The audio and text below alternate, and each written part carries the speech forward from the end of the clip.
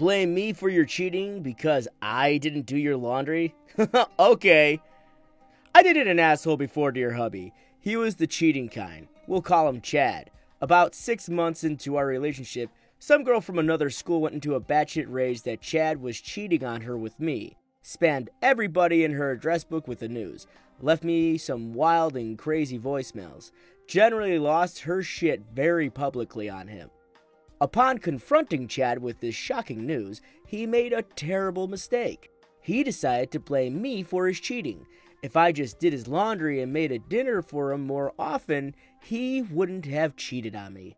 How these things are related is baffling, but it has definitely got him on the express train to X-Town. We didn't even live together, so it was an especially odd choice for the blame and shame. I did, however, have keys to his place, and malice in my heart. You want me to do your laundry? I'll do your laundry. I swung by the local big box bath store and picked up the cheapest bright red towel they had. You know, the one that will exude dye for its entire lifespan as a towel turning everything that will ever get near it pink. Then I loaded up his washer with my towel of bleeding dye and everything white I could find in the hamper. Underwear, socks, t-shirt, you name it. It was going to be pink. Then I executed the tackiest breakup in my life. You think getting dumped by text message is bad? Right on the lid of the washer, I left a "we're through" type message. Just in case the number of names I called him after the blame and shame attempt hadn't made it completely clear, he had sort of run away before I got all the way to "we're over." It worked even better than I hoped because he didn't come home for days. He bugged out to visit his family for a long weekend to avoid the heat of 2 pissed off women and all of their friends. By the time he got home, he had a damp, pink, mildewy mess in his washer. Based on the angry voicemails I got, guess Chad didn't really want me to do his laundry after all. Dicks. Wow, for a person that really blamed the whole situation on laundry after she did him for him, he really approached it very closed-minded. You suck!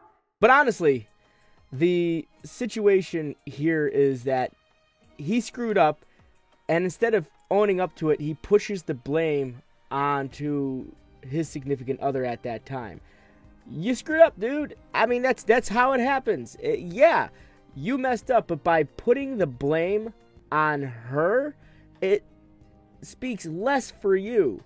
I have more respect for people who do something like this and own up to it and sort of like, I won't do it again. And that, obviously, at that point in time, it's all up to the relationship and how the other person feels to want to move forward from there. But still, pushing that kind of blame on someone is just, it's really messed up. And honestly, you screwed up here. Dumb cost-saving policy creates 830% cost increase. I used to work in a job that had me traveling by air across the country for about half a year each year. Corporate rule was that you had to book the lowest price flight. Now that's not an unreasonable rule on its own. Unless you say there are no exceptions, lowest price flight, period. It's especially silly when the workers' employment agreement mandates that they're paid for every hour they're in transit, at the airport or on the plane. Every hour, period. You see where this is going? Here were my flight options. Option 1, $600 cheap non-direct flight, 3-hour connecting flight to Hub Airport, 1.5-hour layover in airport, and 5-hour flight back to correct city. Option 2, $620 direct flight, 2-hour direct flight. I asked our finance department if there were any exceptions. No exceptions. So to save $20, I was required to book the non-direct flight at 9.5 hours, including layover, rather than the 2-hour direct flight while getting paid $25 an hour. Option 1, $600 cheap flight, 9.5 hours times $25 is $237.50. Oops, and the overtime pay after 8 hours, 1.5 hours times $12.50 OT premium, $18.75. Equals $600 plus $237.50 plus $18.75, $856.25. Option 2, $620 direct flight, 2 hours, $25, $50, $620 plus 50, $670. So congratulations, corporate penny pinchers, who saved a whopping negative $186 of company's money to save $20. Malicious compliance was delicious compliance. Now, I know a lot of people had their opinions about how I approached one of my malicious compliance, saying that he really should have talked to upper management and that would have avoided him getting in trouble. In this case, he did talk to upper management. Shut up, which to me is just baffling.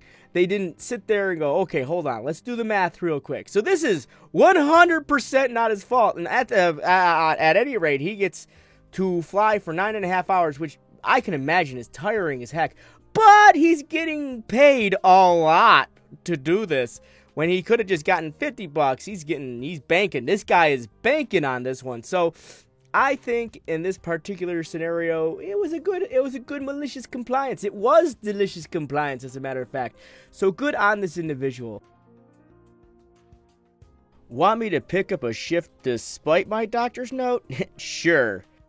This happened about 15 years ago. I was working as a server in a chain restaurant during the summer while I was at home from college. I had gone to a party one night, gotten hammered, and wound up passing out near a bonfire in the brush by a tree line of a big field.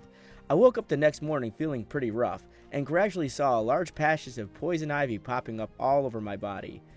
By the end of the day, it was absolutely horrendous, head to toe, and I realized I had slept in a patch of poison ivy. I could barely move. I went to the doctor, who put me on steroids and bed rest.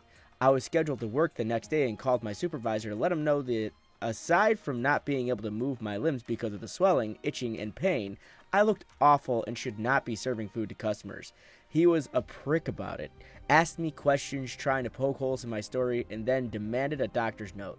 I called my doctor and had one sent to him. The note cleared me from work for at least a week.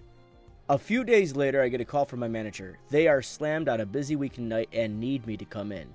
I remind them that I have a doctor's note. It hasn't been a week, and while I'm feeling better, I am covered in oozing sores. He tells me, "You've had long enough. Come in now or you'll be fired." Fine. I put on shorts, my polo shirt with the company logo, name tag, and apron, and head to the restaurant. I get to the hostess stand. Everyone around me stares at my skin with their jaws dropped. I tell the hostess I was called into work and would like to check with the manager about where my section will be. She tells me he's busy in the party room helping out with a very large group and that I probably shouldn't go in there. She offers to go get him and tries to get me to move into a more inconspicuous place. No, I insisted I was told I would be fired if I didn't come to work today. I walked straight back to the party room, tapped my manager on the shoulder, and cheerily said, "Hi, manager. I'm here for my shift. How can I help?" His eyes opened wide in horror, and he told me immediately to go back home. I loudly protested that I was feeling better, and that my sores weren't that bad, and that I was worried about being fired like he had told me on the phone. He told me to go home, which I did. This was not the first incident where the manager was an absolute prick, and I called to quit the morning of the next legitimate shift I was scheduled for, after the poison ivy cleared up. You know, with this one, I actually have a personal experience involving something along this line. There's a squirrel outside that is just being super territorial right now. And he's chirping up a storm. I'm not sure if you heard him there for a second, so. Hey! It's everyone's tree! So I had a personal experience involving this almost very particular scenario where I damaged my knee at my job when I used to work for Office Depot. I completely, broke my knee. It was bad. It was bad. Somehow it wasn't exactly a break, but more like a severe dislocation. I don't know how to explain it, but somehow the femur jumped over the tibula and slammed into the fibula and took some bone with it. So that was how that happened, and I couldn't come back to work right away because I couldn't stand. And at one point in time, he tries to call me in. He says, "It's been 3 months, your knee should be healed." And it's like, sir, you clearly don't know how knees work or bones. And unless you're my medical professional, you can't tell me what to do. And it turned into a nightmare. And when I got back to working there again.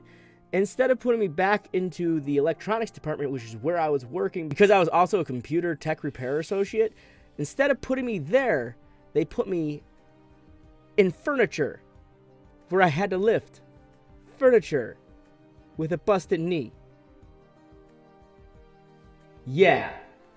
So I quit, but on the positive side, Office Depot is now financially responsible for my knee for the rest of my life. So I got that going for me, which is nice.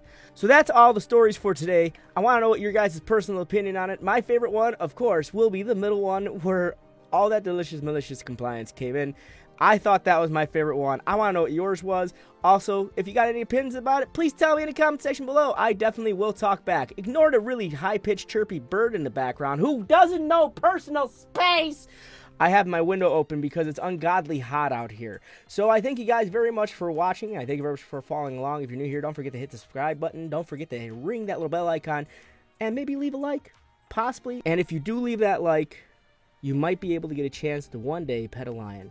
I don't recommend jumping over any barriers to do this, but maybe one day you might be able to get a pet a lion, but you'll never know. So I thank you guys very much for watching. You guys have been great. You guys have been awesome. And as usual, as always, my friends, stay frosty and keep moving forward.